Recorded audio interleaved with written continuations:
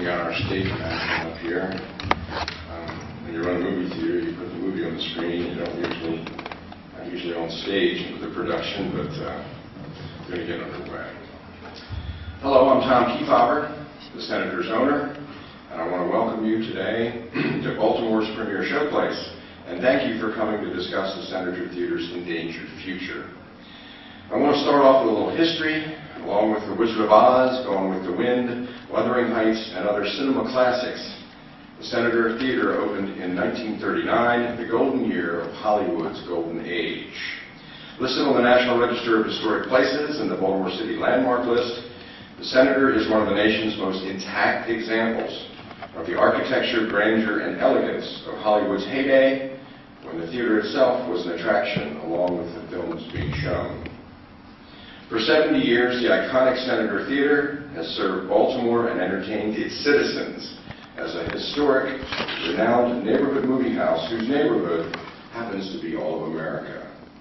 In 2004, when the National Trust for Historic Preservation designated historic theaters nationwide as their top endangered element of American life, the image of the Senator's stunning facade was used as the high-profile hallmark representing their mission to protect the irreplaceable. The Senator was designed by noted theater architect John J. Zink for my grandfather, Frank H. Durkee Sr., and his partners, who also built and operated over 50 motion picture theaters in Baltimore City.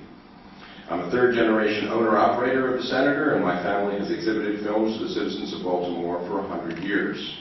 It has been my privilege to have quite literally grown up in this extraordinary building, and I've been its independent owner for the past 20 years.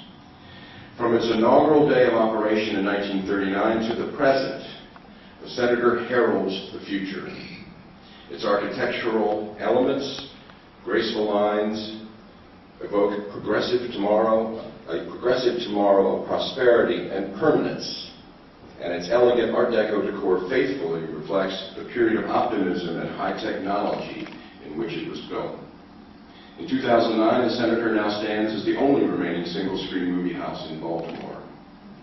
My family's legacy were the neighborhood movie houses in Baltimore, which was once a city of theaters that boasted over 150 unique movie houses serving as cultural community centers and economic engines anchoring the heart of the city's commercial and residential districts.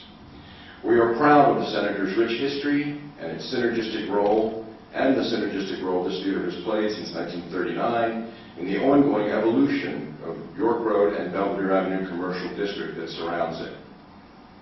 Ours is a key gateway business and residential district that the Senator Theater held together as the sole critical anchor during a challenging period when our now vibrant Belvedere Square once sat vacant for over 10 years.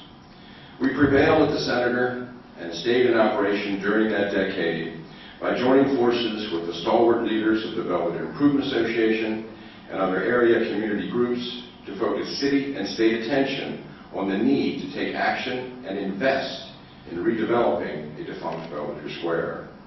The challenge of operating a historic single-screen movie house during that decade, when our key commercial districts sat neglected and abandoned, added to the Senator's debt. And our vocal concern over the untenable situation ruffled a few civic feathers along the way.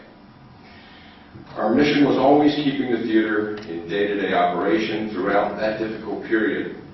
And as we sought to expand the Senator's operational flexibility beyond its outmoded single-screen business model.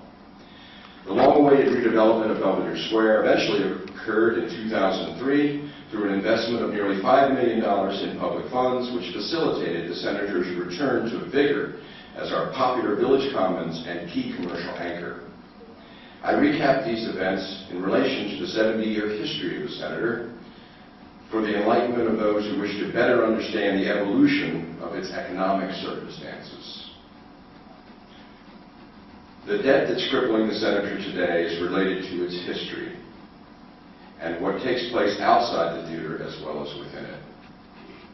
Tenacity and dedication to our mission were key to surviving that difficult period, and although those of us who went through it would like to forget it entirely, the fact remains that the Senator's forward motion and its finances were hobbled by the era in the theater's history.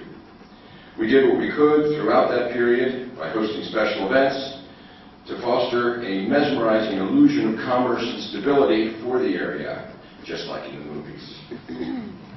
That decade also demonstrates that there is a crucial economic synergy between historic landmark theaters like the Senator and the business districts that surround them. It's a codependent relationship that's win-win when the primary elements remain in balance, with the theater as the foot traffic generating entertainment component that energizes the surrounding shops and restaurants in a thriving market, and vice versa. When that critical equilibrium is lost, however, the results can be catastrophic, and the Senator accrued debt to make it through, sowing in large part the seeds we reap today. In that era, and with the present crisis at the Senator, decisive action is called for, and time is of the essence. An issue of this nature cannot be treated with benign neglect, because it can quickly become malignant. It was a great day in the neighborhood when public funds helped to redevelop Belvedere Square, resuscitating a vital neighborhood amenity that benefits our commercial and residential districts. It was a commendable investment in our community by the city and state that we all worked together to bring about. Following the redevelopment of Belvedere Square, the Senator began to change places. I should say, following the redevelopment, Belvedere Square and the Senator began to change places. The square was thankfully on the way back up, but the Senator's cumulative debt load had become problematic, and the theater stalled in its forward progress and began sinking. If there is a single miscalculation that plays a key role in our situation today, it was, in retrospect, our naive response to the Belvedere Square crisis, which undermined the Senator. We prevailed in keeping the Senator open during that decade, but we increased its debt to keep the sick patient alive for the eventual cure. We had to keep our stricken intersection as stable as possible for Belvedere Square to eventually be worthy to redevelop, reasoning that the theater would be included in the process. The Senator and Belvedere Square were always attached at the hip, as they are today. The Senator Theater was ultimately left with its debts to sink or swim, and now our dire economic circumstances are ironically threatening the commercial viability of Belvedere Square and beyond. In early 2008, Councilman Bill Henry and I met with city officials to apprise them of the economic challenges facing the theater and kept them informed of plans to bring about a change in the Senator's ownership through its transition to not-for-profit operation.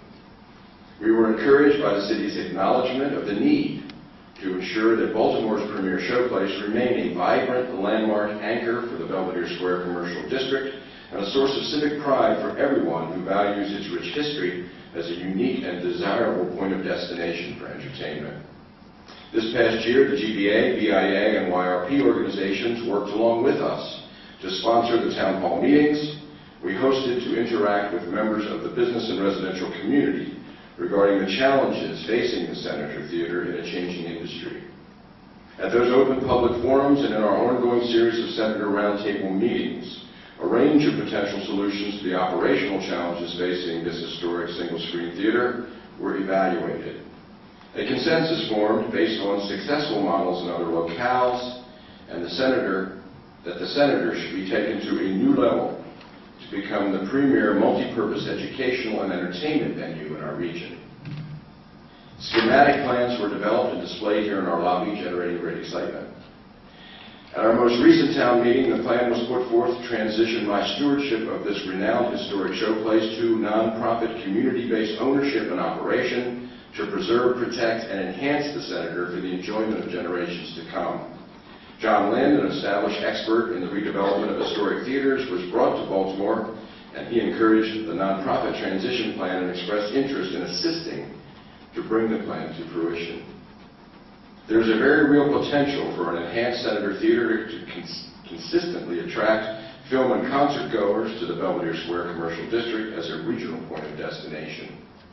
The synergy between the increased popularity of the Senator, offering an eclectic array of entertainment and special events, and the surrounding businesses would boost commerce in this area and help to ensure that the Belvedere Square District remains a vital North Baltimore commercial hub.